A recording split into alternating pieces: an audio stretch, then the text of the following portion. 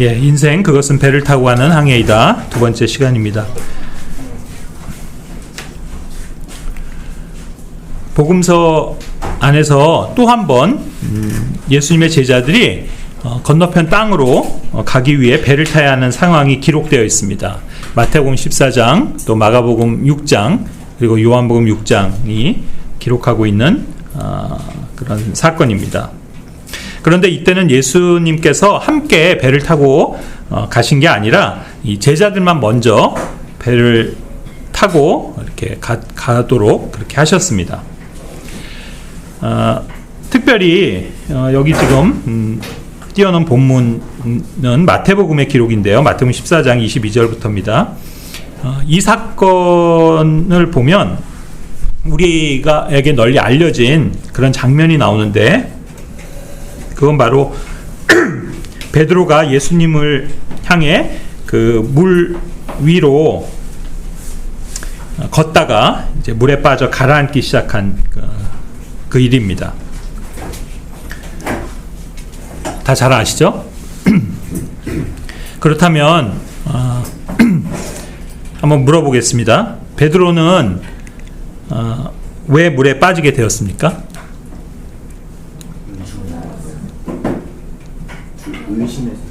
네, 그가 믿음이 적고 의심했기 때문임을 그 예수님의 말씀에서 알 수 있는데, 그래서 이 사건이 주는 영적 교훈은 바람과 파도 같은 그런 환경을 쳐다보지 말고 주님을 보고 믿는 믿음을 가져야 한다는 점이란 걸 다 아실 겁니다.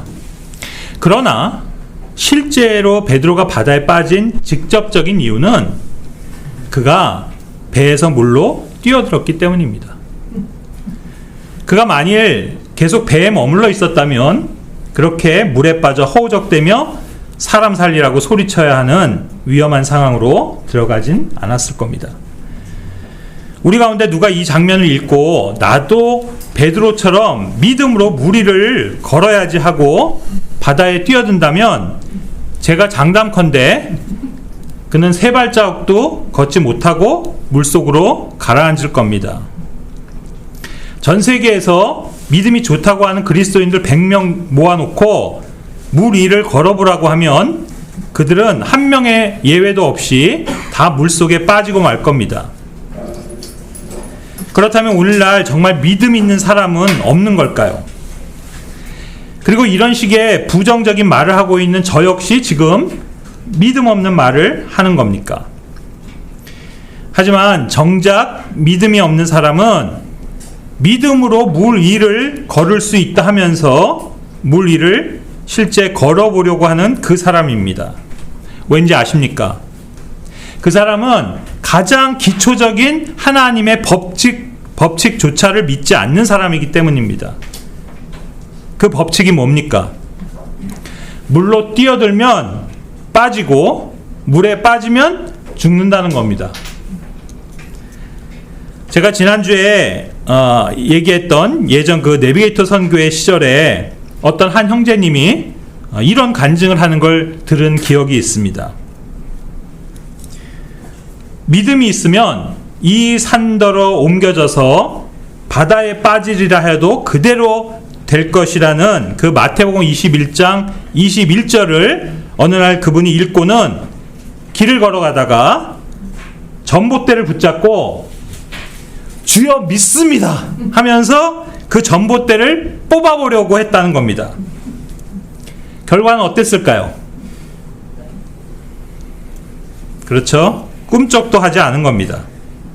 그래서 그 형제는 생각했답니다. 아, 나는 아직 멀었구나. 나는 정말 믿음이 없는 사람이구나. 이렇게요. 지금 생각해보면 정말 코미디 아닙니까? 그런데 오늘날 실제 그 같은 생각을 하는 사람들이 있습니다.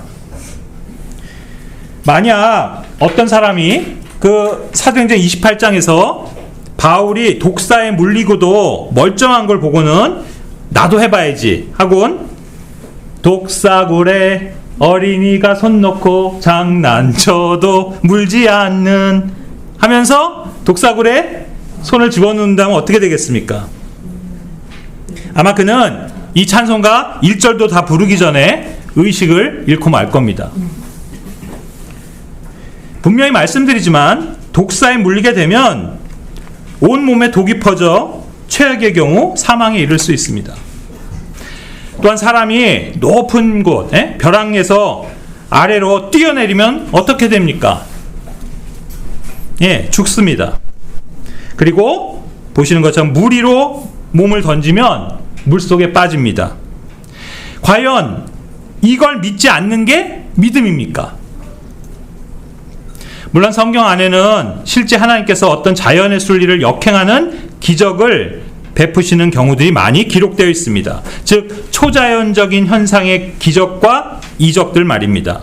그런데 그런 일을 행하시고 또 기록하신 목적은 오늘날도 그것을 그대로 따라해보려 하는 게 아니라 능력의 하나님을 그 말씀대로 믿으라는 겁니다. 그리고 왜 그때는 그런 기적이 필요했지만 오늘날엔 필요가 없는 것인지 그 하나님의 경륜을 배우라는 겁니다. 오늘날 어떤 그리스도인들은 오해합니다. 여기 우리는 시편 91편을 주장하면서 최근 그 코로나 전염병 시기를 통과해 왔습니다. 곁에서 1000명이 쓰러지고 10,000명이 죽어 나가더라도 하나님께서 내 생명을 보존하시고자 한다면 분명히 그렇게 해 주십니다. 저 역시 그것을 믿습니다. 그러나 그 말씀이 곧 다른 모든 사람들은 다 코로나에 걸려도 그리스도인은 코로나에 절대 걸리지 않는다는 뜻은 아닙니다. 그리스도인이라도 코로나에 걸릴 수 있고 또 암에도 걸릴 수 있는 겁니다. 또한 사고를 당해 부상을 당할 수도 있는 겁니다. 소위 세상에서 일어나는 그 불행한 재앙이 크리스찬들에게는 예외고 그 어떤 재난도 그들만은 피해갈 거라 생각하는 건 큰 오류입니다. 물론 그리스도인들은 하나님께 특별한 백성이며 그분의 섭리 아래 보호받는 것 또한 틀림없는 사실이어서 삶과 죽음의 문제만큼은 하나님께서 직접적으로 재가를 하셔야만 결정되는 건 맞습니다. 그 사실은 우리가 욥의 사례를 통해서 알 수 있는 진리입니다. 그렇지만 인생 안에서 발생하는 수많은 질병과 부상, 그리고 욥이 표현한 대로 사람이 받을 수도 있는 모든 나쁜 것은 누구에게나 예외 없이 일어날 수 있는 것들입니다. 나쁜 일들이 생기기만 하면 어떤 사람들은 그건 다 하나님이 벌 주시는 거라 생각하는 사람들이 있습니다. 아닙니다. 또 어떤 사람들은 무조건 사탄 마귀가 가져다 주는 거라고 믿는 그런 사람들도 있습니다. 그것도 아닙니다. 또 모든 게 다 믿음을 연단하기 위해 하나님께서 주시는 시험이라고 생각하는 사람들도 있습니다. 그 역시 아닙니다. 그런가 하면 내가 잘못한 데서 먹게 되는 쓴 열매라고 생각하는 사람들도 있습니다. 아닙니다. 실은 다 맞지만 어느 것 한 가지만이 그 모든 경우들의 이유가 되는 것은 아니라는 말입니다. 그러니까 어떤 경우는 사탄이 우리를 실족시키려고 주는 시험인 경우도 있고 또 어떤 일은 하나님께서 우리의 믿음을 연단하시기 위해 허락하시는 테스트이기도 합니다. 그리고 어떤 건 내 스스로 범한 죄의 대가일 때도 있습니다. 경우에 따라선 부모가 지은 죄의 열매를 그 자녀가 받는 일도 있고 심지어는 다른 사람들이 짓는 악행으로 무고하게 피해를 입는 경우도 있습니다. 그런가 하면 죄는 아니더라도 나의 부주의나 실수 또는 고의로 어떤 자연적인 법칙을 무시해서 치러야만 하는 응당의 결과이기도 합니다. 바로 지금 보는 것처럼 안전한 배에서 벗어나 물로 뛰어들 경우 당연하게 직면할 상황은 물속으로 가라앉기 시작하는 것이며 그것은 곧 익사의 위험성으로 연결되는 것입니다. 베드로의 믿음 여부를 떠나 그가 만일 가만히 배에서 기다렸다면 그는 물에 빠질 일도 없고 또 왜 믿지 못하고 의심했냐는 그 예수님의 질책을 들어야 할 일도 없었을 것입니다. 그리고 무엇보다 예수님께서 그 배로 오고 계셨습니다. 다시 말해 그가 기다렸다면 배에 오르시는 예수님과 함께 계속 항해를 할 수 있었을 것이란 말입니다. 하지만 그의 성급한 성정이 물로 뛰어들게 했고, 물론 결과적으로야 그것을 통해 믿음에 대해 배우게는 되었지만 바다에서 가장 안전한 곳은 배라는 사실을 저는 이 시간 말씀드리려고 하는 겁니다. 또 다른 배에서 했던 그 사도 바울의 권고가 생각납니다. 바울이 백부장과 군사들에게 이르되 이 사람들이 배에 머무르지 아니하면 너희가 구원을 받지 못하리라. 그래서 만약 우리가 안전한 배에 타고 있고 완전한 항해를 하고만 있다면 분명 우리는 소망하는 항구에 이를 수 있을 겁니다. 더구나 이 배 안에 우리 주님이 함께 타고 계시다면 항구에 이를 때까지 혹 폭풍과 풍랑이 일어난다 해도 우리는 걱정할 게 없는 겁니다. 중요한 건 그렇다면 우리가 어떤 배를 타야 하고 또 이렇게 베드로처럼 섣불리 중간에 배를 버리고 이탈해서는 안 되는 그 안전한 배에는 어떤 배들이 있는지를 지금부터 말씀드려 볼 텐데, 바로 배, ship이라는 단어가 들어가 있는 단어들을 통해서입니다. 첫 번째 배는 로드십입니다. 사실 어떤 단어들의 전미사로 붙는 ship은 관계, 상태, 직위 등을 나타내는 데 사용되지만 지금 저는 비유로서 우리가 내리지 말아야 하고 지속적으로 유지해야 하는 그 ship, 배에 대해 설명드려 보려는 겁니다. 로드십이 무엇입니까? 로드십은 그리스도의 주되심을 뜻합니다. 즉 예수님이 우리 각자의 주시라는 겁니다.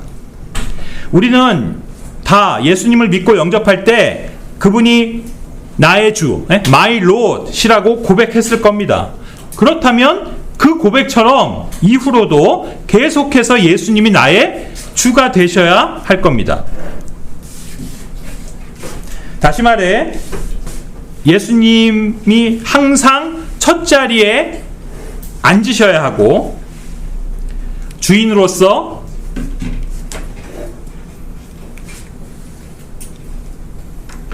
위치하셔야 한다는 뜻입니다. 골로새서 1장 18절입니다. 이것은 그분께서 모든 것에서 으뜸이 되려 하심이라. 즉 예수님께서 주인으로서 모든 권위와 권한을 가지셔야 한다는 말입니다. 그것이 주인에게 있는 권리, 즉 주권이라고 부르는 겁니다. 더 이상 나는 나의 것이 아니라 주님의 것임을 인정해야 합니다. 또한 내게 속한 모든 것이 주님의 소유이기에 그분 뜻대로 사용하시게 모든 걸 그분께서 결정하실 수 있도록 내드려야 합니다. 바로 이런 마음과 태도의 상태가 로드십입니다. 말로만이 아닌 실제로 예수님께서 나의 주인 노릇을 하도록 하는 것이란 뜻입니다. 그러므로 여러분이 이 로드십이라는 배를 타고 있다면 인생의 바다를 항해하는 데에서 아무 걱정을 하지 않아도 되는데, 왜냐하면 그 배의 키를 그분께 드려 그분이 잡고 계시기 때문입니다. 두 번째 배는 worship입니다. 잘 아시는 단어로 경배, 예배, 흠모를 뜻합니다. 그런데 1300년경부터 이 하나님을 숭배한다라는 의미로 사용되기 시작한 이 단어의 어원을 추적해 보면 이 단어는 가치 있는 뜻이라는 worth 플러스 상태를 뜻하는 ship입니다. 이것이 결합되어 있는 단어입니다. 그렇다면 저는 이렇게 말하고 싶습니다. 인간이 가장 가치 있는 상태일 땐 다름 아닌 하나님을 경배할 때라고 말입니다. 그래서 하나님은 그렇게 경배하는 자들을 찾으신다고 요한복음 4장 23절에서 말씀하십니다. 그런데 흔히 이 예배 또 경배라고 하면 이렇게 주일날 교회 안에서 갖는 예배 의식에 국한하는 경향들이 있습니다. 그러나 경배는 피조물된 인간이 창조주 하나님께 늘 가져야 하고 보여야 하는 가장 기본적인 태도입니다. 그런 태도가 말과 행동과 삶으로 표출되는 것을 말합니다. 그래서 예수님께서 그 사마리아 여인에게 이 산도 아니고 저기 예루살렘도 아닌 곳에서 아버지께 경배할 때가 그런 시각이 온다라고 하신 말씀의 뜻도 그 경배 의식이 아니라 경배하는 사람들을 말하는 겁니다.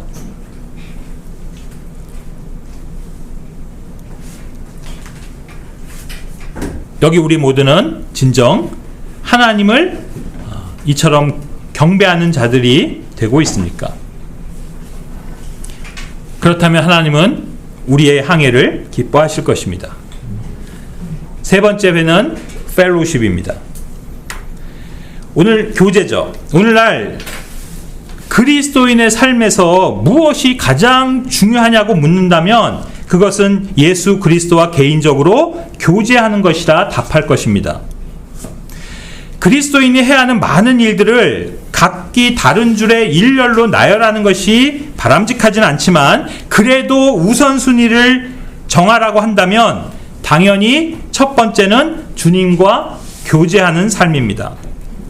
특히 교회를 섬기는 것에 열심일수록 주님과 교제하는 일을 등한시하는 우를 범할 수 있다는 사실을 기억하시기 바랍니다. 왜냐하면 교회 중심의 삶이나 사역에 헌신적인 경우 스스로 주님과 원만한 관계 속에 있다고 착각하기가 쉽기 때문입니다. 저는 그런 경우들을 많이 봤고 저 또한 그런 오류에 빠진 경험이 있습니다.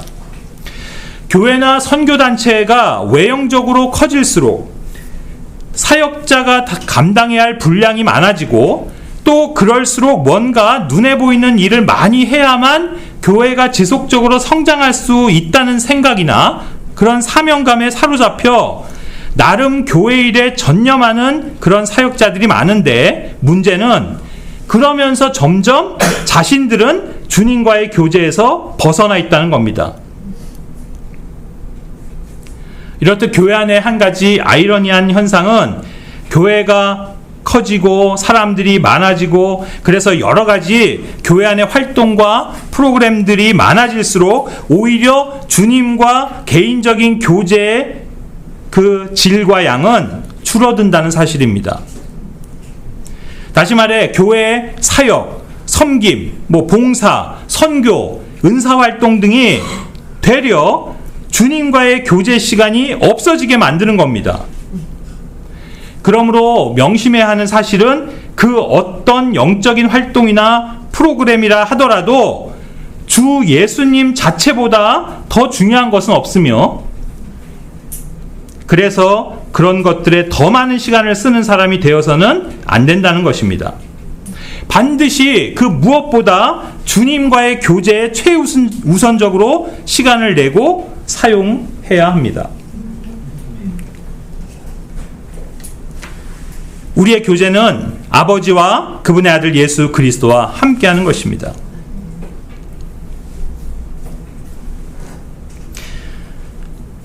주님과의 교제뿐 아니라 더 나아가서는 이 그리스도인 간의 그 교제도 중요한 영역이긴 한데 이것과 연관한 내용들이 또 뒤에도 나오기 때문에 여기서는 주님과의 교제 그것을 더 강조하고 넘어가겠습니다. 네 번째 우리가 지속적으로 타고 가야 되는 배 그것은 프렌드십입니다.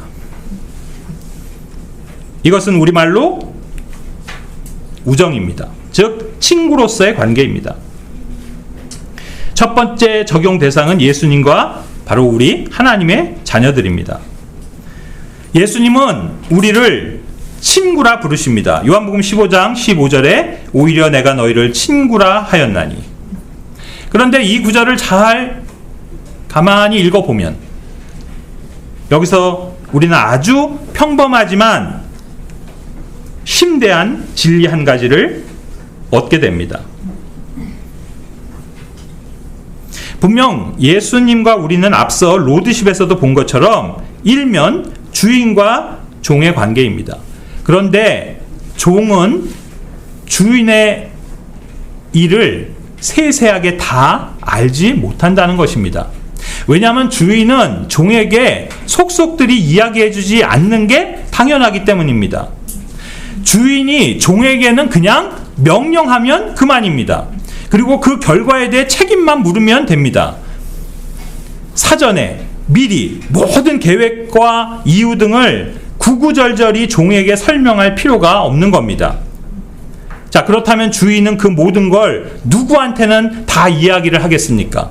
부모입니까? 형제입니까? 아니면 자기 아내한테일까요? 실은 그 모든 사람에게 또 다 못하거나 안 하는 이야기를 오히려 친구한테는 한다는 겁니다. 그래서 친구라는 존재, 그리고 친구 사이의 우정이라는 이 덕목은 우리가 생각하는 것보다 훨씬 뛰어난 것입니다.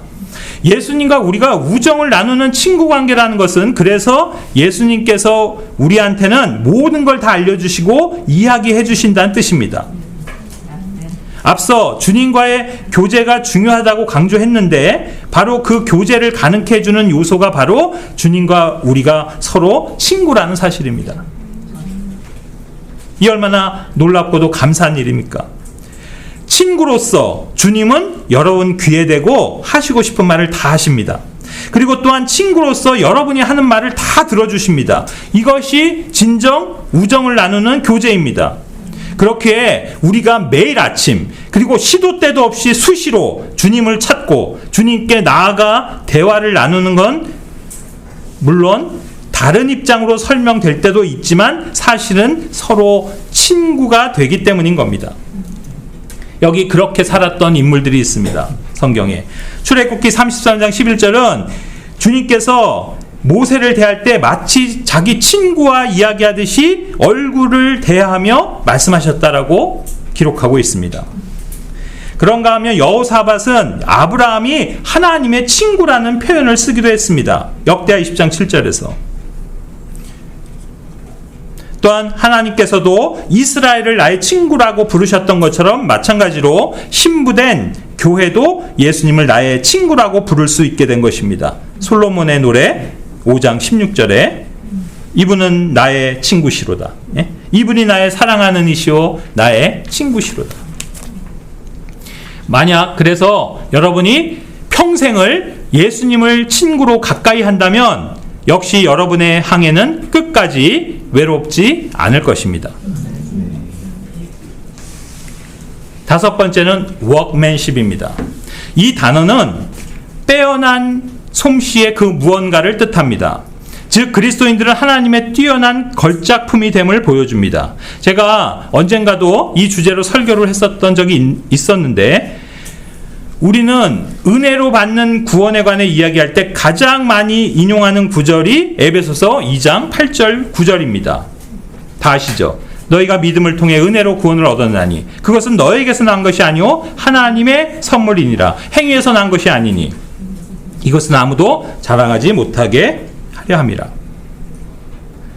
그래서 이 구절은 여기 거의 모든 분들이 다 암송하고 있을 겁니다. 아님 완벽하게 다 외우지는 못하더라도 그 장절만큼은 잘 알고 계시라고 믿습니다. 그런데 그 구절에 바로 이어지는 10절을 암송하고 있는 사람은 드뭅니다. 즉 상대적으로 주목을 덜 받고 있다 해도 과언이 아닙니다. 그렇지만 그리스도인에게 이 에베소서 2장 8절 9절이 말하는 구원이 절반이라면 나머지 절반에 해당하는 구절이 바로 10절인 겁니다. 무엇입니까? 우리는 그의 작품이요 그리스도 예수님 안에서 선한 행위를 하도록 창조된 자들이니라. 하나님께서 그 선한 행위를 미리 정하신 것은 우리가 그 행위 가운데서 걷게 하려 하심이니라.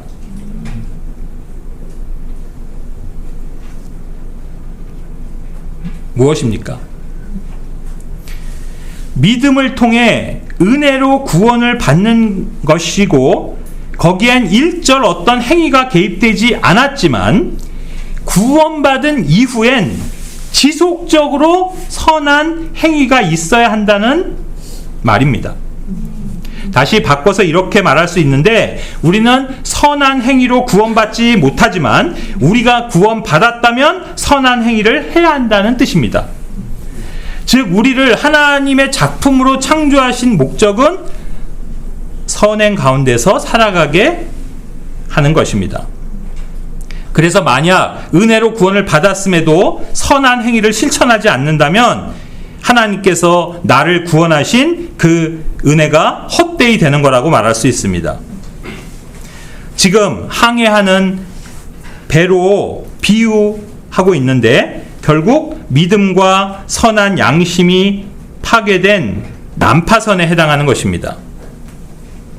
그러므로 설사 우리 자신의 배가 은혜의 항구를 출발했다 해도 선행의 노를 열심히 짓지 않으면 결코 우리가 소망하는 항구에 도착할 수 없음을 분명히 기억하시길 바랍니다.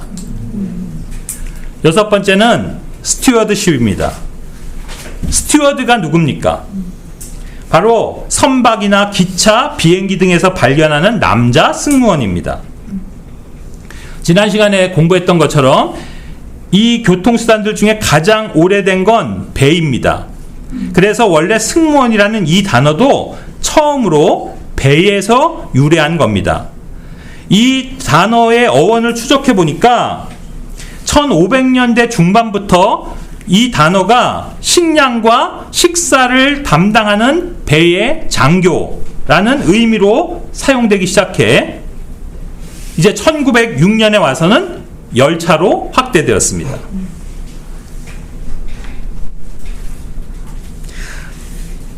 장시간에 걸쳐 대양을 건너는 항해를 해야 하는 배에는 무엇보다 그 항해 기간 동안 먹을 식량과 물이 절대적으로 중요합니다.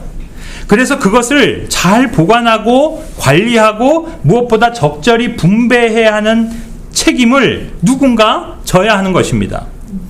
만약 항해 기간을 한 달로 예상해서 그에 맞춰 식량을 배에 실었는데 그 음식을 일주일 만에 다 먹어 치워버린다면 어떻게 되겠습니까? 그 배가 목적하는 곳에 도달하기도 전에 배에 탄 모든 사람은 굶어 죽고 말 겁니다. 그래서 그 식량을 관리, 감독하고 때에 맞게 식사를 제공하는 일을 맡은 승무원에겐 그 무엇보다 책임감과 성실함 그리고 지혜가 요구되는 것입니다. 성경은 바로 그런 승무원에 해당하는 의미로 우리를 삼으셨다라고 말하고 있는데, 물론 한글 번역에선 이 단어를 청직이라고 그렇게 부르고 있습니다. 고린도서 4장 1절 2절에 우리를 그리스도의 사역자요 하나님의 신비들을 맡은 스튜어드, 청지기들로 여길지어다. 그리고 이 스튜어드들에게 요구되는 것은 신실한 사람으로 드러나는 것이다. 이렇듯 우리 모두가 청지기의 충성심을 갖는다면 우리의 항해가 성공적으로 끝까지 마무리될 뿐 아니라 그 신실함에 대해 칭찬과 보상을 받게 될 것입니다. 지금 살펴본 이상의 이 배들이 비유적으로 우리 그리스도인들이 구원받은 후에 인생의 항해를 함에 있어 꼭 타야 하고 또 항구에 도착할 때까지 절대 내리거나 거기서 섣불리 벗어나서는 안 되는 배들이라 말할 수 있습니다. 그런데 여기 배의 비유에서 한 가지 또 다른 중요한 측면을 생각해 봐야 합니다. 지금까지 이야기한 항해의 배는 어떤 한 개인의 인생을 전제로 한 비유라 볼 수 있는데, 사실 일반적으로 배라고 하면 한 사람이 타는 작은 보트를 의미하지 않고 여러 사람이 탄 큰 배를 가정하는 것입니다. 그런 측면에서 여기 먼저 대비해서 좀 조명해보고자 하는 성경의 두 가지 사건이 있습니다. 하나는 요나가 탔던 배입니다. 모두 익히 잘 아는 스토리인데, 요나는 하나님의 면전에서 도망쳐서 다시스로 가는 배를 탔습니다. 그런데 항해 도중에 바다에 큰 폭풍이 일어나 배가 난파 직전에 몰렸고 선원들은 그 재앙이 누구 때문인지 알기 위해 제비를 뽑았는데 그것이 요나에게 떨어졌지 않습니까? 결국 요나에게 막 다그쳐묻는 그 선원들에게 요나는 이렇게 말합니다. 뭐라고요? 나를 들어 바다에 던지라. 예? Take me up and cast me forth into the sea. 그러면 이 바다가 너희를 위해서 잔잔해질 거다. 실제 어떻게 됐습니까? 그래서 선원들이 그를 들어서 바다에 던지자 진짜로 바다는 잔잔해졌고 그 배는 폭풍과 바다의 위험으로부터 벗어나게 됩니다. 자, 여기 두 번째 스토리가 있습니다. 이것은 신약의 사건인데 역시 배에 타고 있던 바울입니다. 그는 죄수의 몸으로 로마로 압송되게 되었는데 역시 중간에 유로클리돈이라는 폭풍을 만나게 돼서 표류하게 됩니다. 이때 절망 가운데 빠져있는 그 선원들에게 바울은 이렇게 이야기합니다. 너희 중 한 사람도 생명을 잃지 아니하리라. 보라, 하나님께서 나와 함께 항해하는 자들을 다 내게 주셨느니라. 그래서 어떻게 됐습니까? 바울 말대로 그 배에 타고 있던 276명의 사람들 모두가 살아서 땅으로 안전히 피하게 됩니다. 이 유사한 두 사건을 비교함으로 우리는 무엇을 배울 수 있습니까?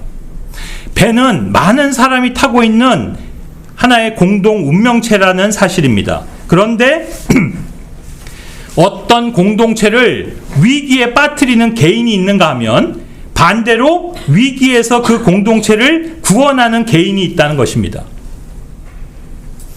즉 요나 한 사람의 불순종으로 같은 배를 타고 있던 무고한 많은 사람이 죽음의 위기에 몰린 거고, 반면에 바울 한 사람 때문에 같은 배에서 함께 위기에 처한 많은 사람들이 무사했던 것입니다.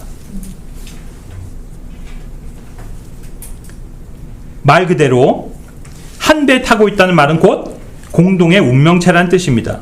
이것은 이 세상에서도 흔히 사용되는 비유법이기도 합니다. 흔히 한 배를 탔다라고 말하면 무슨 뜻입니까?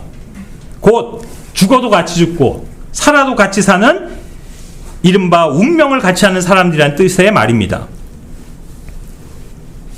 그래서 실은 우리 그리스도인이 배를 타고 항해를 한다고 할 때 그것은 단순히 개인의 인생에 대입하는 의미도 있지만 동시에 어떤 공동체 일원으로서의 항해를 뜻하기도 한다는 그 사실입니다. 그렇다면 우리 그리스도인에게 개인이 아닌 여럿이 탄 배라고 한다면 무엇이겠습니까? 아마도 교회라고 말해야 할 것입니다. 어찌 보면 한 사람이 구원받는 즉시 주님은 그를 교회라는 배 안에 태우시는 것이 됩니다. 그러므로 방금 이 요나와 사도 바울의 사건에서 비유하자면 그리스도인은 그가 속한 교회를 위기에서 구해내는 개인이 돼야지 오히려 교회를 위기로 몰아넣는 개인이 되어서는 안 된다는 그런 말이 될 것입니다. 물론 교회만이 아니라 이 세상에 어떤 집단이 되더라도 그리스도인이 속해 있는 곳이라면 그 공동체는 그 그리스도인으로 인해 구원과 축복을 받아야지 멸망과 재앙을 받아서는 안 됩니다. 혹 형제 자매님들도 비행기를 탈 때 이런 생각을 해본 적이 있는지 모르겠는데 저는 탈 때마다 매번 그 생각을 합니다. 뭐냐면 비행기가 왜 이착륙을 할 때 솔직히 사람들이 겁내하잖아요. 또 난기류를 만나서 비행기가 심하게 흔들리면 이거 비행기가 잘못돼 혹시 추락하는 거 아니야? 하는 두려움이 생기기도 하지 않습니까? 그러나 저는 속으로 생각합니다. 지금 나랑 같이 이 비행기를 타고 있는 사람들, 너희들은 정말 복 받은 거야. 왜냐하면 하나님의 자녀인 내가 지금 이 비행기에 타고 있기 때문이다. 오늘 하나님께서 나를 꼭 데려가셔야 할 피치 못할 일이 있다면 모르겠지만 그렇지 않다면 하나님께서 나를 안전하게 지켜주실 것이고 내가 탄 이 비행기에는 아무런 사고가 일어날 수 없기 때문에 덩달아 너희도 무사고 비행을 할 수 있을 거라는 말이다. 한마디로 너희는 개 탄 거야. 이런 생각을 하는 거죠.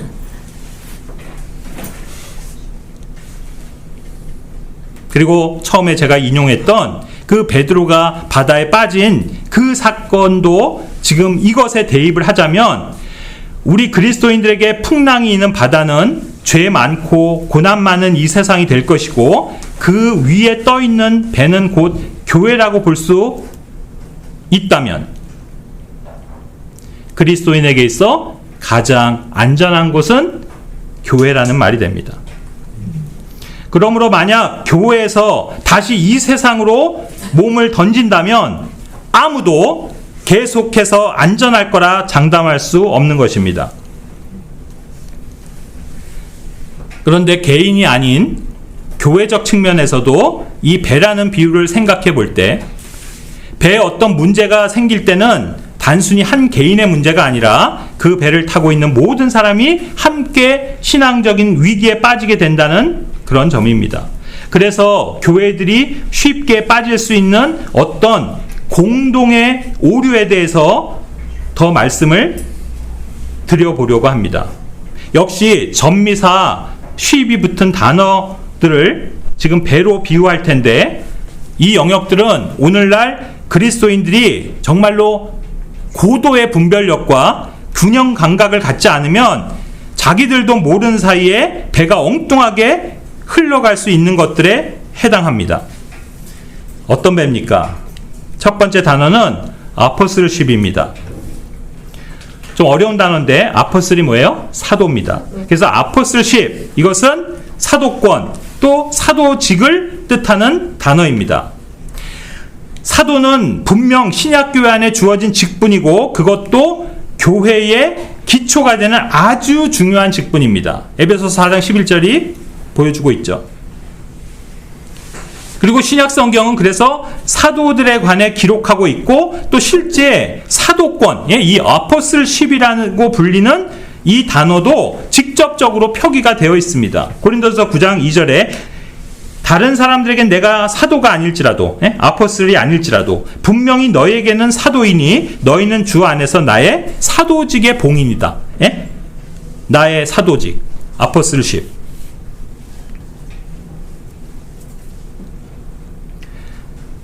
그럼에도 불구하고 사도직이나 권한은 계승되지 않습니다. 즉 오늘날 교회 안에 사도는 없다는 말입니다.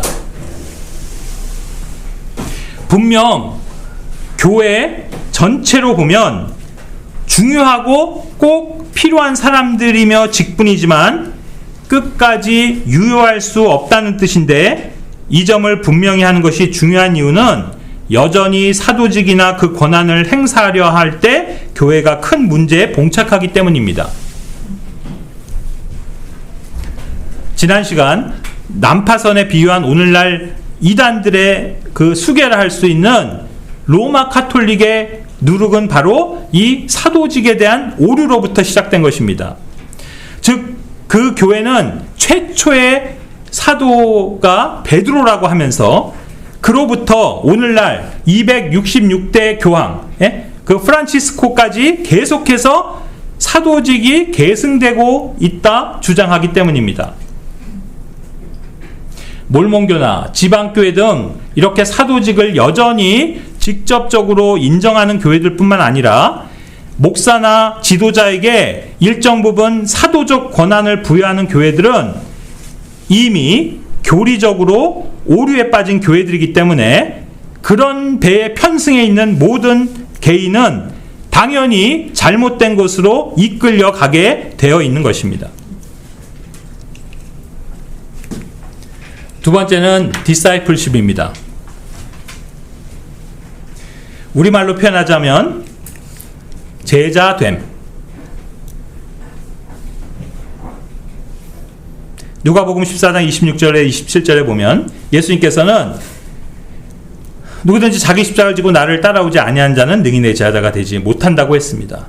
또한 자기 아버지나 어머니나 아내나 자녀나 형제나 자매나 참으로 자기 생명도 미워하지 아니하면 능히 내 제자가 되지 못한다고 하십니다. 마태복음 같은 데 보면 사람뿐 아니라 모든 소유, 그 재산을 포기하지 않으면, 버리지 않으면 역시 내 제자가 되지 못한다라고 그렇게 말씀하십니다. 제가 지난 시간에 언급했던 그 내비게이터 선교의 가장 중요한 교리, 그들은 사실 교리라고 부르진 않아요. 그들은 원리라는 말을 씁니다. principle. 그런데 그것이 한마디로 바로 이 개념입니다. discipleship. 그래서 그들의 모토는 그리스도의 제자가 되고 제자를 삼아야 한다는 겁니다.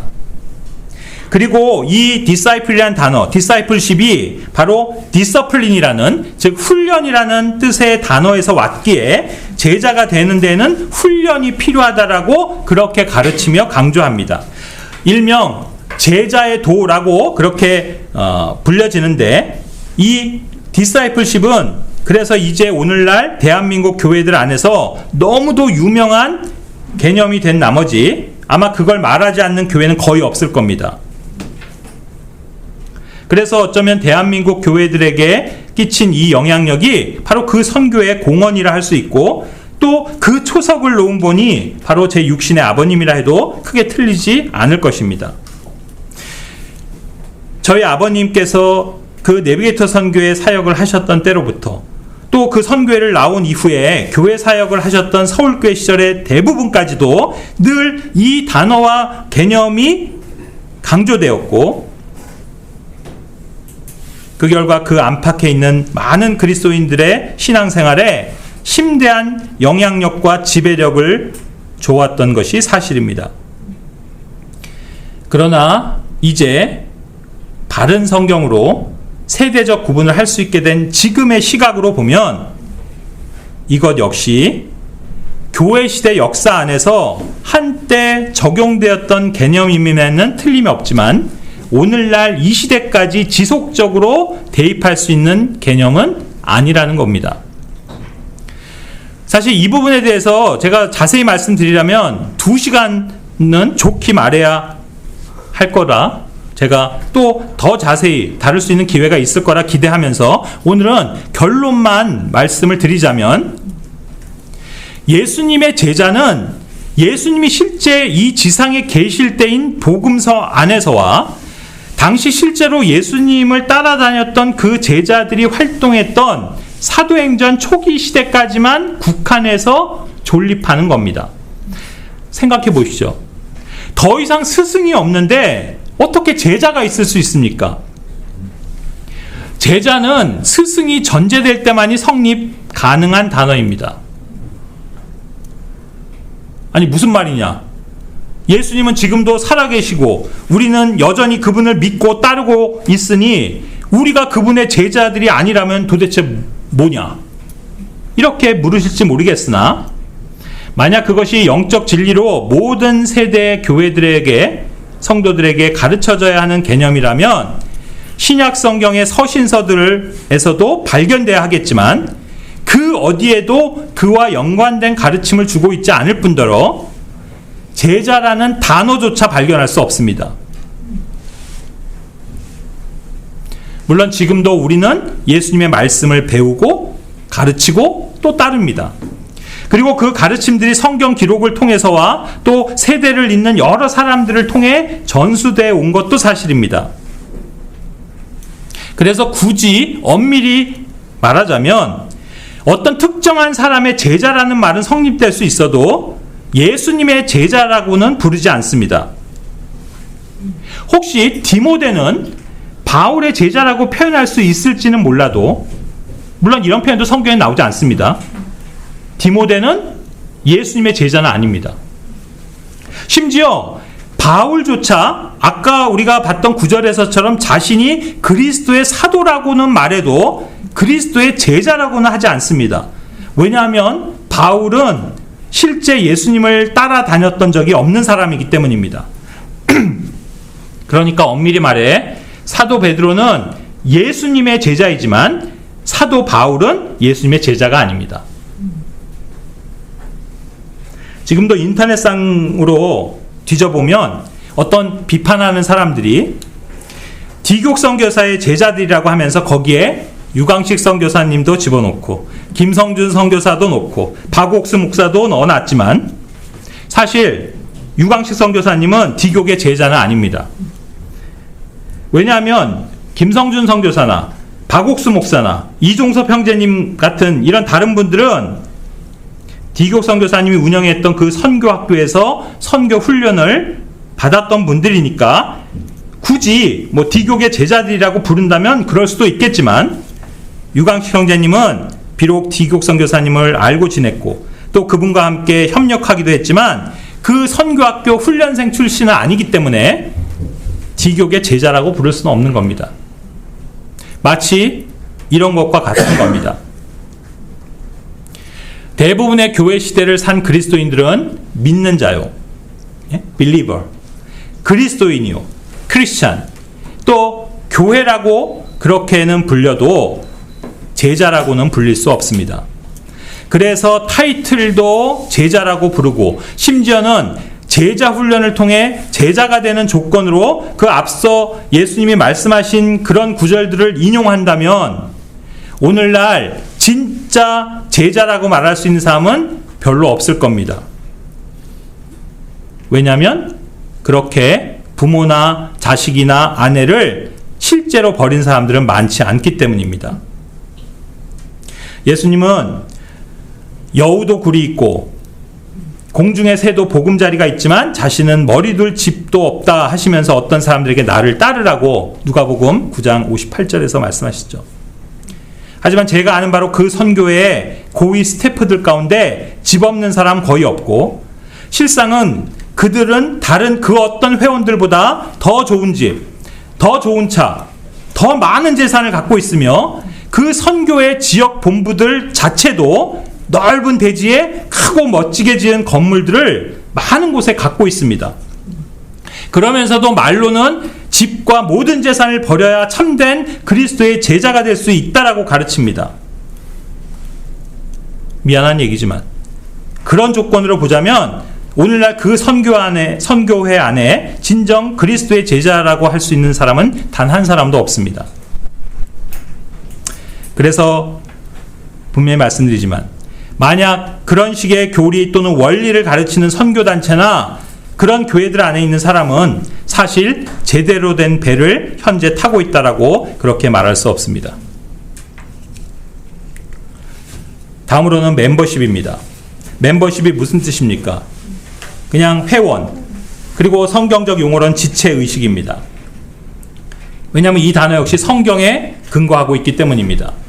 고린도전서 12장을 보면 12절에 우리는 몸은 하나지만 많은 지체가 그 안에 있다라고 합니다.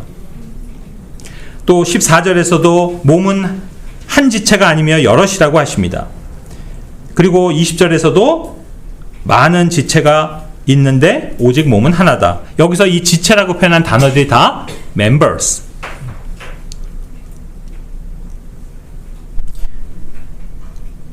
즉 누구라도 그리스도인이라면 교회라는 그리스도의 몸 안에 한 지체가 됩니다. 몸의 부분이라는 뜻으로 우리는 지체라는 말을 쓰고 그것이 멤버인데 그리스도의 몸이 교회이기에 교회의 일원이라는 뜻으로 회원이라고 부를 수도 있습니다. 그런데 문제는 오늘날 많이 왜곡되고 기형적으로 변한 교회들 속에서 이 회원이라는 말도 변질되고 퇴색되었다는 사실입니다. 이 세상 사회에는 많은 종류의 조직과 단체가 있고 그 안에 있는 사람들을 회원이라 부르고 있는 것처럼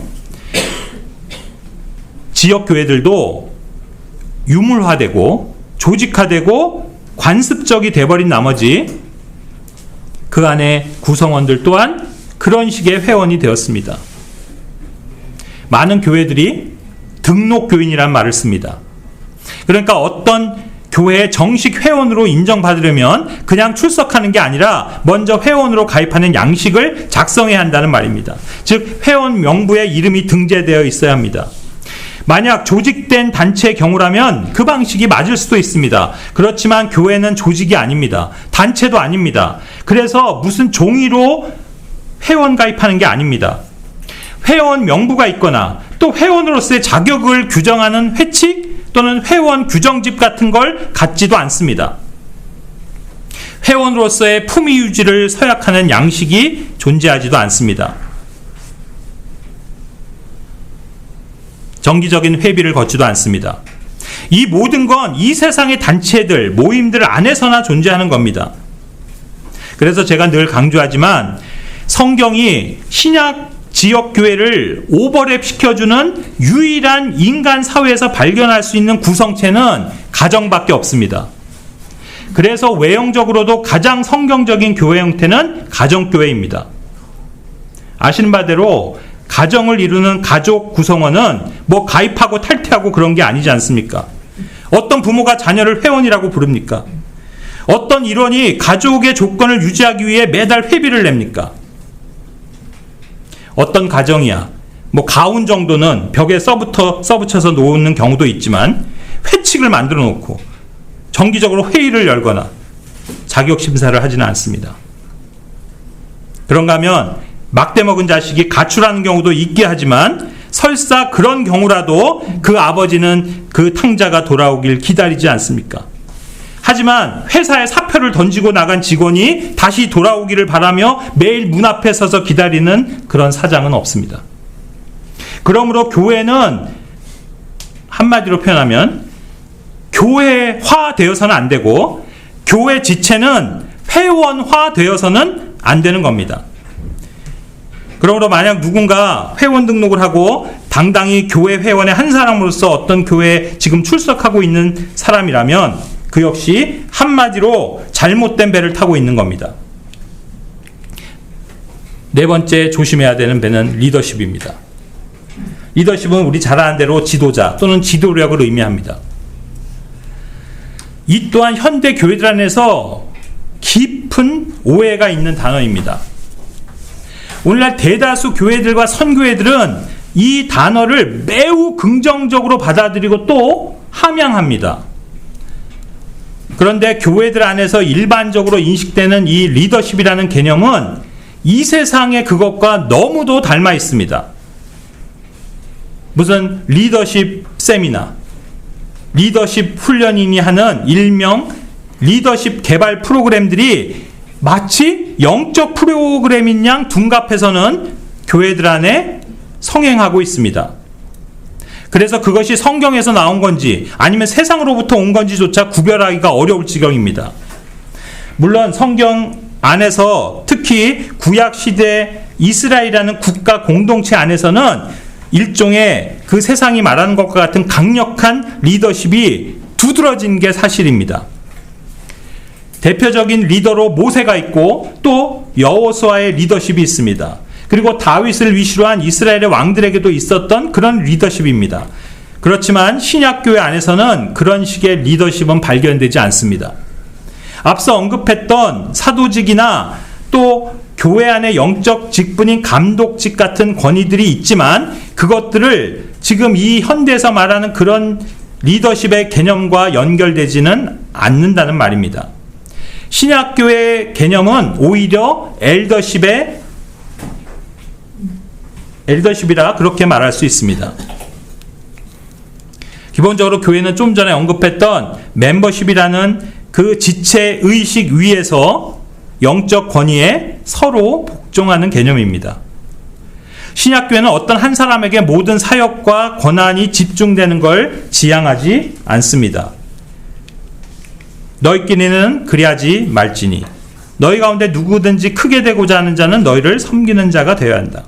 세상의 리더는 강력한 카리스마의 권력을 행사하면서 사람들을 좌지우지하지만 교회 안의 감독자들은 주인 노릇을 하는 자들이 되어서는 안 된다고 베드로전서 5장 3절이 말씀합니다.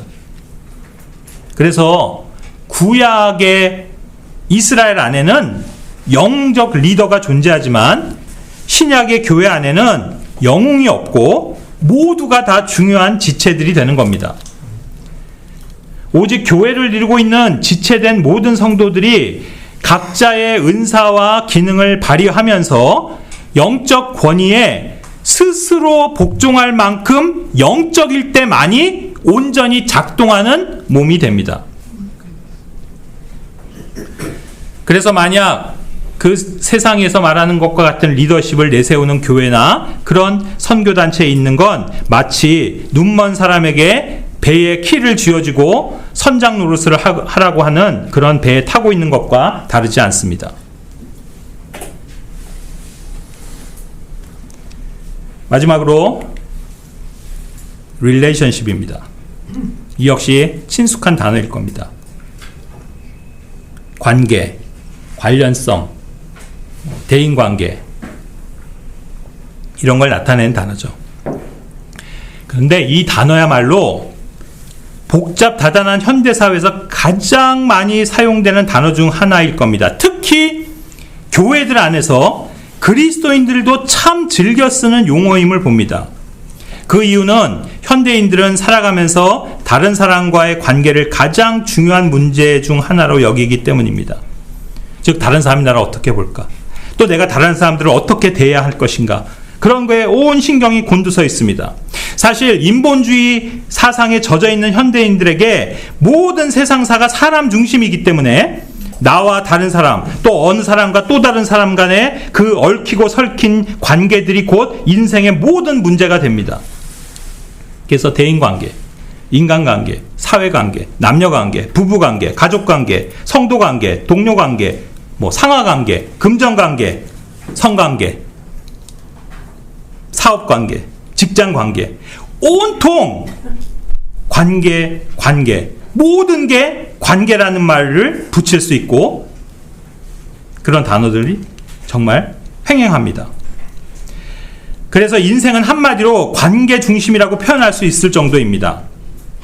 그러다 보니 그리스도인들조차 이 말이 너무도 익숙하고 친숙한 나머지 이걸 교제라는 말과 혼동하기에 이르렀습니다. 그래서 교제라는 말보다도 관계라는 말을 더 많이 사용합니다. 관계라는 말 또는 그냥 영어로도 많이 쓰죠. relationship이라는 이 친숙한 단어를 사용하는 이런 행태가 그리스도인들 삶과 사고방식에도 얼마나 많이 침투해 있는지 마치 그 표현이 신앙적이고 영적인 말처럼 착각하게 만들 지경이 되었습니다. 자, 한번 들어보세요. 얼마나 교회 안에서 이런 식의 표현이 아무런 거부감 없이 다가오는지를 말입니다. 이렇게 설교하거나 말하는 걸 듣습니다. 여러분, 무엇보다 하나님과의 관계가 중요하고 그래서 우리는 하나님과의 관계에 집중해야 합니다. 그리스도인은 다른 사람과의 관계를 설정함에 있어 지혜와 우선순위가 필요합니다. 형제관계를 회복하는 일이야말로 우리 모두 힘써야 하는 영역입니다. 자, 이런 식의 말들입니다. 어떻게 들리세요? 대단히 영적이고 매우 그리스도인다운 표현들로 들리지 않습니까? 이처럼 교회 안에 만연해 있는 표현들은 온통 관계 설정, 관계 집중, 관계를 회복한다, 관계를 발전시킨다, 이런 말들입니다. 그래서 아마 아까 우리가 펠로십, 교제라는 것을 말씀드릴 때 봤던 요한일서 3장 3절을 요즘 그리스도인들은 이렇게 읽어줘도 전혀 이상하게 느끼질 않을 겁니다. 우리가 보고 들은 것을 너희에게 밝히 드러내면 너희 또한 우리와 관계 맺게 하려 함이니 참으로 우리의 관계는 아버지와 그분의 아들 예수 그리스도와 함께한 것이라. 1장 3절이에요. 아, 1장 3절이에요? 죄송해요. 이거 또 겹쳤네. 여기 교제 대신에 관계라고 하더라도 요즘 사람들은, 교인들은 전혀 어색하게 듣지 않을 겁니다. 그렇습니까? 교제입니까? 관계입니까? 그리스도인에게 펠로우십이 중요합니까? 릴레이션십이 중요합니까? 얼마 전 그 다른 모임의 한 형제님이 갑작스럽게 소천한 일을 다 하실 겁니다. 여기서도 많은 분들이 그 문상을 다녀오신 것으로 알고 있습니다. 그런데 저는 안 갔습니다. 물론 저도 그 형제님을 알고 그 자매님도 압니다. 왜냐하면 예전에 교회 안에 함께 있었던 분들이니까요. 하지만 20년도 넘게 오래전에 그분들은 교회를 나갔고 그 이후로는 개인적으로 연락하거나 교제를 한 적이 없었습니다. 그런데 요 한 2주 전에 왜 오리아나 가게 오픈하는 날 거기서 한 자매를 보게 되었는데 그 자매 역시 약 15년 전에 교회를 나간 후 교제가 없던 자매입니다.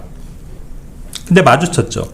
그래서 저는 오랜만이네요. 잘 지내요? 라고 짧게 인사만 나누고 그냥 갔고 제 자매는 같이 앉아서 대화를 이렇게 오래 나눴다고 합니다. 근데 그때 그 자매가 우리 자매한테 언니 왜 그 형제님 장례식장에 안 왔어? 그런 때 오면 좋잖아 라고 했더라는 겁니다. 그 말을 전에 들었을 때 제가 우리 자매한테 뭐라고 했는지 아십니까? 그리스도인들이 살아서는 교제 한번 안 하다가 죽었다고 하면 찾아가냐? 일반적으로 사람들은 말합니다. 다른 건 몰라도 경조사는 가급적 찾아보는 게 좋다고요. 저도 그렇게 생각합니다. 저 역시 만약 그 형제님 가정과 계속 연락하고 교제하고 있었다면 당연히 장례식장에 찾았을 것입니다. 그래서 또 실제로 여기에 그 조문을 가셨던 형제자매들이야말로 최근까지도 지속적으로 교제했던 분들이니까 당연히 가신 거가 맞고요.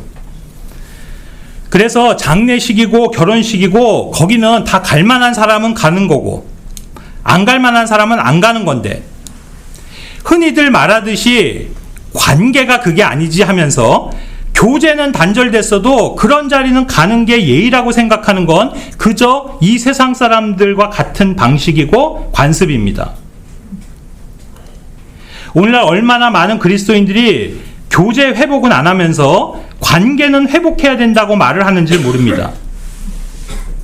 하지만 같은 그리스도인들이라 하더라도 먼저 교제가 회복되지 않으면 결코 관계가 회복되지 않는다는 걸 분명히 말씀드립니다. 제가 알고 있는 얼마나 많은 성도들이 교제를 깨고 교회를 배신하고 상처를 안기고 떠났으면서도 훗날 그에 대한 자백이나 사과나 용서를 구하는 말 한마디 없이 즉 교제가 회복되지도 않은 상태에서 그저 수십 년 시간이 흘렀다는 이유 하나만으로 은근슬쩍 관계를 회복하려고 하는지 모릅니다. 아니 은근슬쩍이라기보다는 아예 그 과거 일을 다 까먹고는 천연덕스럽게 나타납니다. 그리고 실제 그들 가운데 어떤 사람들은 그렇게 관계를 회복하고 또 아무렇지 않게 만나기도 합니다. 바로 이것이 오늘날 펠로우십은 없고 그냥 릴레이션십만 갖는 그리스도인들 모습입니다. 그리고 방금 제 경우에서처럼 그들이 원하는 관계 회복을 거부하면 이제 또 그들은 그런 저를 비난합니다. 매정하다, 속이 좁다, 사랑이 없다, 뒤끝이 많다, 용서하는 마음이 없다 등. 그렇지만 용서와 사과는 잘못한 사람이 구하는 겁니다. 그건 그리스도인 간에도 마찬가지입니다. 그런데 항상 용서를 강요하고 관계 회복을 종용하는 사람들은 오히려 가해자, 잘못한 사람들이란 사실입니다. 그리스도인은 지위 회복에 앞서 관계 회복이 먼저고 관계 회복에 앞서 교제 회복이 우선입니다. 그리고 교제 회복은 요한일서 1장 7절에서 말하듯이 빛 가운데 행할 때만이 가능한 일입니다. 즉 어둠의 죄가 해결될 때만이 교제가 있다는 말씀을 드립니다. 저의 이런 예가 혹시라도 그 오해를 살까봐 말씀을 드리는 겁니다. 그러나 저는 분명히 담대하게 말을 합니다. 그래서 이것에 대한 판단의 몫은 형제 자매님들입니다. 제가 저의 케이스가 아닌 유사한 사례를 한번 말씀드려 볼게요. 형제 자매들은 이 사건을 어떻게 생각하십니까? 제가 목격한 사건입니다. 아까도 그 디귿 선교사님 제자들 가운데 거론됐던 한 분입니다. 제가 또 여러 번 간증에서도 뭐 지금은 소천하셨지만 예전에 강릉에서 그 사역하셨던 어떤 사역자 형제님에 대한 것들을 많이 말씀드렸었던 걸 아실 겁니다.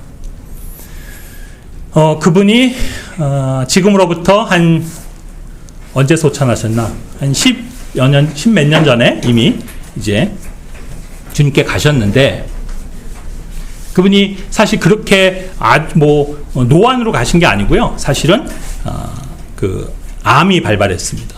그것도 아주 치명적인 췌장암이. 그래서 사실은 아시겠지만 췌장암은 발견한 지 6개월 이상 넘기가 쉽지 않은 병이고, 그 형제님은 그래서 정말로 한 6개월 만 그 발병하고 그 췌장암이란 걸 알고 한 6개월 만에 돌아가셨습니다. 왜 갑자기 그분한테 그런 암이 생겼는지 물론 뭐 그건 하나님만 아시겠죠. 근데 저는 개인적으로 어떤 판단을 갖고 있냐면, 그분이 사실은 그 암에 걸리기 몇 년 전에 큰 일을 겪으셨습니다.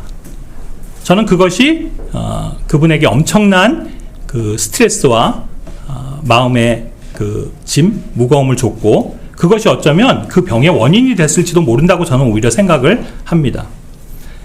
그 일은 뭐냐면, 그분이 수십 년간 사역을 하면서 많은 일꾼들을 길러냈고 또 교회를 개척을 했습니다.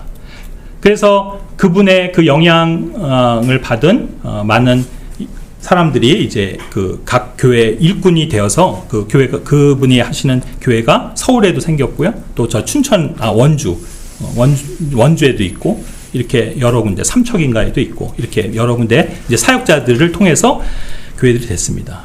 그 사역자들은 말 그대로 그 형제님의 열매입니다. 복음의 열매죠.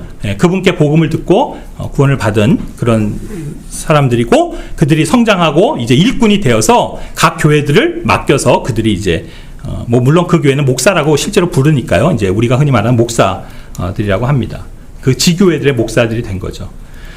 근데 그들은 사실 어렸을 제가 아는 그 분들은, 그 원주에 계신 분이나 서울에 있던 그 목사 분들은 그 청소년기 때 그 소년원에서 그분이 복음을 전해서 변화된 그 사람들이고, 그로부터 정말 수십 년을 그분에게 말씀을 배우고 이렇게 해서 성장한 정말 어떻게 보면 그분의 수족과 같은 그런 사람들이었는데, 바로 그분이 암에 걸리기 얼마 전에 바로 그 형제들로부터 이 형제님이 배신을 당했습니다. 그 사람들이 다 교회의 교인들, 그 성도들을 데리고 이 형제님을 떠나서 이제 형제님과 반목하는 그런 관계가 됐던 거죠. 그래서 그 형제님이 그것이 얼마나 큰 마음의 괴로움과 스트레스가 됐었겠습니까? 근데 그 관계가 어느 정도로 심했냐면, 이제 막판에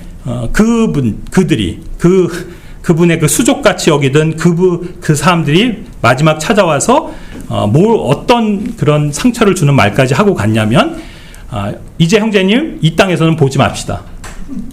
보고 싶지 않습니다. 우리 나중에 하늘나라에서나 보고 이 세상에서는 볼 일 없습니다. 그리고 가버렸어요. 그리고 나서 얼마 있다가 이분이 그 암에 걸린 겁니다. 그런데 그분이 암에 걸렸다는 소식이 들어갔겠죠. 그들에게도. 그래서 이 지상에서는 다시는 보지 말자는 사람들이 뭐 양심은 있었는지 아니면 어떤 의미에서인지 모르지만 이분이 췌장암에 걸렸다고 하니까 다 이분을 찾아온 겁니다. 그러니까 말 그대로 병문안으로 온 거죠. 그 형제님은 어떻게 됐겠습니까? 문전박대했습니다. 병문안을 안 받았어요. 안 만났습니다. 그리고 돌아갔죠. 그리고서 얼마 안 돼서 결국 돌아가셨습니다. 그리고 또 이분이 돌아가셨다고 하니까 또 그 사람들이 다 조문을 문상으로 온 겁니다. 장례식장에. 그 유족인 자매님이 또 그 아들 되는 분들이, 가족들이 어떻게 했냐면 역시 문상을 받지 않았습니다. 굉장히 매정하죠. 여러분들은 누가 옳다고 생각하고 누가 잘못했다고 생각합니까? 뭐 저도 모르겠습니다. 하지만 제가 이런 예를 드는 것은 그리스도인들의 간의 관계가 어찌 보면 이 세상 사람들의 관계보다 어떤 때 이렇게 더 어려운 점이 있다는 겁니다. 그리스도인은 교제가 깨지면 사실 아무것도 안 됩니다. 오히려 세상 사람들은요, 그냥 이해관계가 있고 어떤 혈연관계가 있고 또 뭐 여러 가지 사정들이 있어서 속으로는 그렇게 생각 안 해도 겉으로는 하면서 또 다 뭔가를 같이 도모하는 것이 가능하지만 그리스도인들은 그게 안 된다는 겁니다. 그래서 그리스도인은 정말로 빛 가운데서 교제가 회복되는 게 가장 중요한 또 우선적인 것이라는 것을 말씀드리지 않을 수가 없는 겁니다. 제가 이 또 릴레이션십이라는 이 단어 하나가 사람들의 그 언어 생활뿐 아니라 사람들의 사고방식이나 그 생활 그리고 심지어 신앙에까지 막대한 영향을 미칠 수 있다는 걸 정말로 확연히 보여주는 그 대표적인 단어가 이것이 아닌가 이런 생각이 들었습니다. 그래서 좀 이 단어 공부를 제가 해보니까요. 사실 우리가 믿는 킹제임스 성경엔 이 릴레이션 또는 릴레이션십이라는 단어가 등장하지 않습니다. 그 단어들의 어원은 relate, 즉 어떤 관계, 또 연결, 대응의 뜻으로 사용되기 시작한 말에서 왔습니다. 그러다가 1500년경 이후부터 혈연이나 결혼 관계로 연결된 사람들의 뜻으로 발전했습니다. 그래서 왜 우리가 잘 아는 친척이라는 단어, relative도 여기서 파생이 되었고, 그러다 드디어 1640년대에 relationship이라는 단어가 친척, 유사성, 관련성 등의 의미로 등장하게 되었습니다. 그러니까 연대기로 보자면 최초 킹제임스 성경이 발견된 1611년에는 아예 relationship이라는 용어가 없었던 겁니다. 그래서 결론적으로 말하자면 relationship이란 단어는 킹제임스 성경의 용어가 아닙니다. 그러면 누구의 용어일까요? 그렇습니다. 바로 그 이후에 나오기 시작한 현대 역본들이 채택하기 시작한 단어입니다. 그런데 처음엔 그저 친척 또는 관련된 상태를 뜻하는 그 단어들이 어떻게 변천되어 가면서 타락했는지를 살펴볼 필요가 있습니다. 예를 들어 우리가 영어 표현에서요, 이 no relation이라고 하면 그건 원래 같은 성을 사용하는 사람들이지만 가족이 아니다 이런 뜻의 말이거든요. 그걸 구분하는 표현인데 이것이 1930년대부터는 그렇게 사용이 됐다고 합니다. 그러니까 예를 들자면 저기 지금 음식 열심히 하고 있는 우리 데이빗 형제 성이 뭐예요? 조던이잖아. 마이클 조던 알아요? 농구 선수? 같은 조던이잖아. 그렇지만 식구는 아니죠. 바로 그럴 때 얘기하는 겁니다. No relation. 성은 같지만 가족, 친척은 아니다 이 뜻이거든요.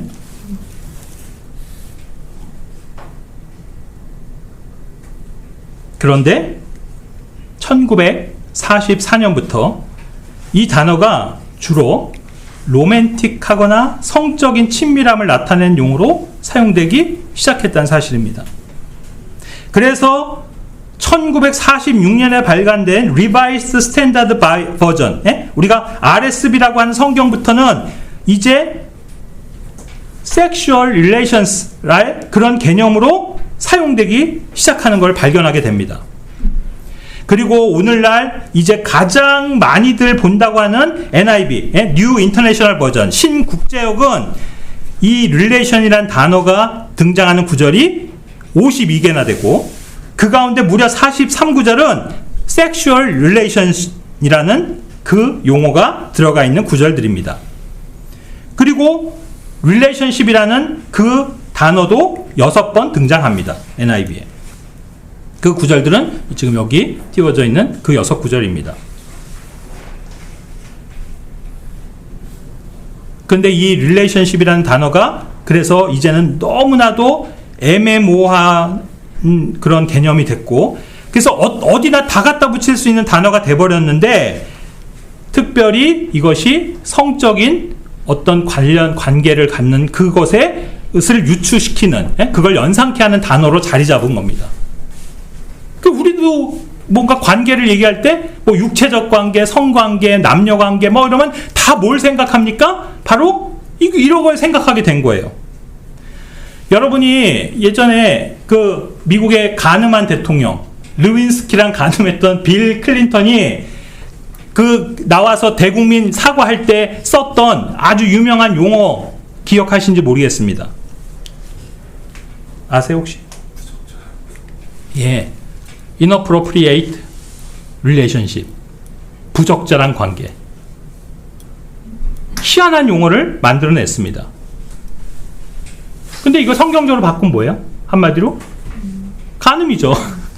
그냥 예, 잘못했습니다. 제가 간음했습니다 하면 끝날 거를 이렇게 어려운 애매모호한, 이것이 바로 언어가 끼치는 바로 그 영향력입니다. 그래서 제가 이 단어를 이 relation이라고 하는 바로 이것을 NIV가 사용하는 것과 그리고 우리가 킹제임스 성경을 믿는 우리들의 그 대표적인 어떤 한 구절을 제가 보여드릴 테니까 그걸 한번 비교해 보시고 그 판단은 여러 형제자매들이 어떤 차이가 있는지를 한번 생각해 보시고 아니면 오늘 집에 가서 묵상해 보시길 바랍니다. 우리가 지난번에도 나눴던 잘 아는 구절입니다. 고린도서 7장 1절. 다음번 같이 읽어볼까요?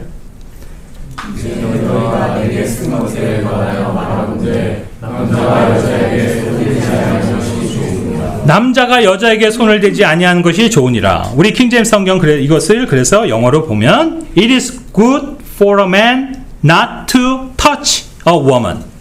제가 이거 언젠가 그 애정, 사랑에 대해서 얘기할 때 이 부분, 터치, 이 뜻에 대해서 설명드렸던 거 기억하실 거라고 믿습니다.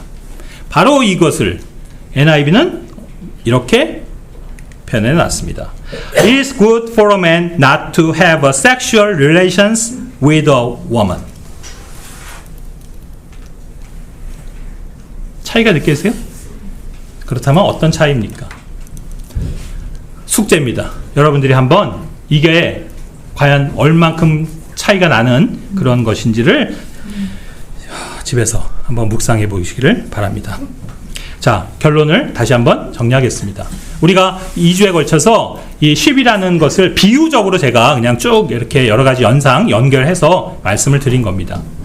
분명한 것은 우리는 이 거친 세상을, 이 바다를 지금 항해하고 있는 것이고, 그것이 우리 개인의 배든 또 교회라는 배든 이 배가 정말로 문제없이 중간에 좌초하지 않고 끝까지 우리가 희망하는 그 항구에 도달하려면 마땅히 우리는 어떤 삶을 유지해야 되고 또 어떤 삶을 경계하고 조심해야 되는지를 비유적으로 오늘까지 말씀을 드린 겁니다. 부디 여러분들에게 이런 말씀들이 그런 영적인 비유적인 교훈으로서 다가오고 그것이 여러분들의 삶에 어떤 좋은 그런 기여를 하는 그런 말씀들이 되었기를 소망하면서 모든 말씀을 마치도록 하겠습니다.